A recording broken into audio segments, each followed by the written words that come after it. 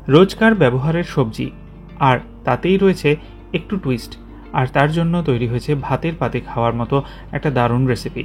নমস্কার, কুইজিনিয়া চ্যানেলের পক্ষ থেকে সকলকে জানাই সাদর আমন্ত্রণ। আমাদের সবার চ্যানেল কুইজিনিয়াকে সাবস্ক্রাইব করে পাশে থাকা বেল বাটন আর অল আইকন প্রেস করে রাখলেই সব নতুন ভিডিও নোটিফিকেশন আপলোড হওয়া মাত্র পৌঁছে যাবে আপনাদের কাছে। সম্পূর্ণ নিরামিষ পদ্ধতিতে তৈরি এই রেসিপিটা একটা মাস্ট ট্রাই। বড় থেকে ছোট সবারই খেতে খুবই ভালো লাগবে। আর এই রেসিপিটা আমি শিখেছি সমিতা হালদারের কাছ থেকে। আসুন দেখে নেওয়া যাক। এখানে নিয়েছি আমরা 5 রকমের সবজি। নিয়েছি ঝিঙে, দুটো ঝিঙেকে এরকম টুকরো করে কেটে নেওয়া হয়েছে খোসা ছাড়িয়ে। অর্ধেকটা বেগুন নিয়েছি, বেগুনটাকেও ডুমো করে কাটা আছে। তার সাথে নিয়েছি আলু, দুটো আলুকে লম্বা টুকরো করে কাটা আছে। তার সাথে নেওয়া হয়েছে একটা কাঁচকলা, কাঁচকলাটাকেও আমরা ঝিঙের মতো করে কেটে রেখেছি।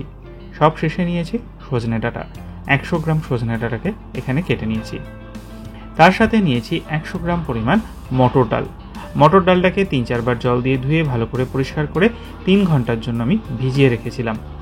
3 ঘন্টা হয়ে যাওয়ার পর মটর ডালের সম্পূর্ণটাই আমরা একটা মিক্সির বাটিতে নিয়ে নিলাম। আর তার সাথে আমরা এখানে দিয়ে দিচ্ছি 1 চিমটি হিং, 1/4 টিস্পুন চিনি, স্বাদ অনুযায়ী নুন, আর সব শেষে 2 টিস্পুন মতো জল। এবার একটা পেস্ট এখানে ডালের আমরা করে নেব। ডালের পেস্টে জল কিন্তু একদম বুঝে দেবেন যাতে এটা বেশ টাইট হয়। এগিয়ে যাব তার আগে মনে করিয়ে দিই আমার নতুন চ্যানেল লাইফ ইজ প্রেশাস, যেখানে জীবনের নানা দিক নিয়ে আমি আপনাদের সাথে আলোচনা করি। চ্যানেলটাকে সাবস্ক্রাইব করতে আজকে ভিডিও ডিসক্রিপশন বক্সের লিঙ্কটা প্লিজ চেক করে নেবেন। আর যদি ভিডিওগুলো ভালো লাগে লাইক শেয়ার কমেন্ট করতে ভুলবেন না যেন। ফিরে আসি রেসিপিতে। কড়াইতে নিয়ে নিয়েছি সর্ষের তেল। রান্নাটা অতি অবশ্যই সর্ষের তেলে করবেন।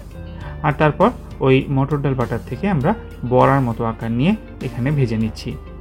আমি 2 বারে টোটাল বড়াগুলো ভেজে নিয়েছি। সুন্দর লালচে মুচমুচে হওয়া পর্যন্ত বড়াগুলোকে ভেজে নেবেন। এই বড়াগুলো কিন্তু শুধু শুধু খেতেও দারুণ লাগে। হিঙের ব্যবহার একটা আলাদা মাত্রা এনে দেয়। একটু তেল নিয়ে নিয়েছি কারণ বড়া ভাজাতে তেলটা লেগে গেছিল। তেলটা গরম হলে দিয়ে দিচ্ছি 1/4 টিস্পুন কালো জিরে আর কয়েক দানা মেথি। ফোড়নটা গরম হওয়ার জন্য একটু অপেক্ষা করে আমি এখানে প্রথমে যে সবজিটা দেবো সেটা হচ্ছে আলু। আলুগুলোকে দিয়ে ভালো করে নেড়েচেড়ে 45 সেকেন্ড থেকে 1 মিনিট সময় নিয়ে একটু হালকা ভেজে নিচ্ছি। আলুটা আমাদের এখানে ভাজা হয়ে গেছে। এরপর এতে আমরা যে সবজিটা দেবো সেটা হচ্ছে কাঁচা কলা। কাঁচা কলাটাকে দিয়েও ঠিক একই পদ্ধতিতে 45 সেকেন্ড থেকে 1 মিনিট সময় নিয়ে একটু হালকা নাড়াচাড়া করে নেওয়া হলো। এরপর এতে আমরা দিয়ে দিচ্ছি সজনে ডাঁটা। সজনে ডাঁটাকে দিয়েও একইভাবে আমরা একটু নেড়েচেড়ে মিশিয়ে নিচ্ছি। আর আমরা কিন্তু এখানে গ্যাসের ফ্লেমটা রেখেছি মিডিয়াম টু হাই। এরপর দিয়ে দিলাম এখানে ঝিঙে। ঝিঙেগুলো কিন্তু আমি এখানে একটু খোসাটাকে ছাড়িয়ে নিয়ে তারপরে টুকরো করে কেটেছি। চাইলে আপনারা এর মধ্যে পটলও কিন্তু ব্যবহার করতে পারেন। ঝিঙের পরে শেষ সবজি বেগুন। আলাদা আলাদা করে সবজি যদি ভেজে রাখতে চান সেটাও করতে পারেন, তাতে তেলের ব্যবহার বেশি বলে আমি একবারে করেছি। স্বাদ অনুযায়ী নুন দিয়ে দিলাম। নুনটাকে দিয়ে আরও একবার নেড়ে চেড়ে মিক্স করে নেওয়া হচ্ছে। এরপর আমরা একটা পেস্ট বানিয়ে রাখছি। সাদা তিল 2 টেবিল চামচ নিয়েছিলাম। প্রথমে তিলটাকে আমরা একটু শুকনো অবস্থায় গুঁড়ো করে নিয়েছি। তাতে দিয়ে দিচ্ছি 1 ইঞ্চি পরিমাণ আদার টুকরো আর দিচ্ছি 1/4 কাপ পরিমাণ জল। আর এর একটা মিহি পেস্ট এখানে আমরা বানিয়ে রাখছি। আর রান্নার এই পর্যায়ে এই আদা আর তিল বাটাটা আমরা এর মধ্যে দিয়ে দিলাম। দিয়ে ভালো করে মিনিট খানেক একটু নাড়াচাড়া করে নেব। তিল বাটাটা দেওয়ার সাথে সাথে কিন্তু খুব সুন্দর একটা স্মেল বেরোচ্ছে আদার সঙ্গে।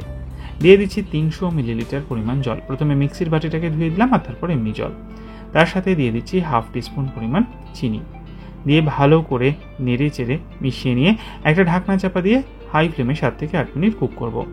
ফিরে আসলাম 8 মিনিট পর। ঢাকনাটাকে খুলে নিয়েছি। সবজিগুলো একবার চেক করে নেব। সেদ্ধ কিন্তু আমার হয়ে গেছে। এবার এতে দিয়ে দিচ্ছি 1/2 কাপ পরিমাণ দুধ। দুধটা দিয়ে আরও একবার মিশিয়ে নিলাম।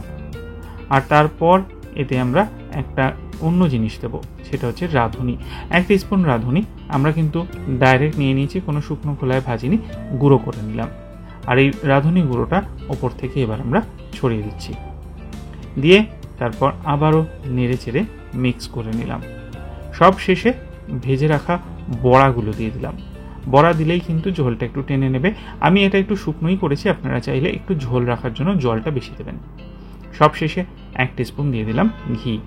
ঘিটাকে দিয়ে ভালো করে নেড়ে চেড়ে মিশিয়ে নিয়ে গ্যাসের ফ্লেমটা অফ করে দিলে রেডি হয়ে গেল এই দুর্দান্ত স্বাদের সম্পূর্ণ নিরামিষ রেসিপিটি।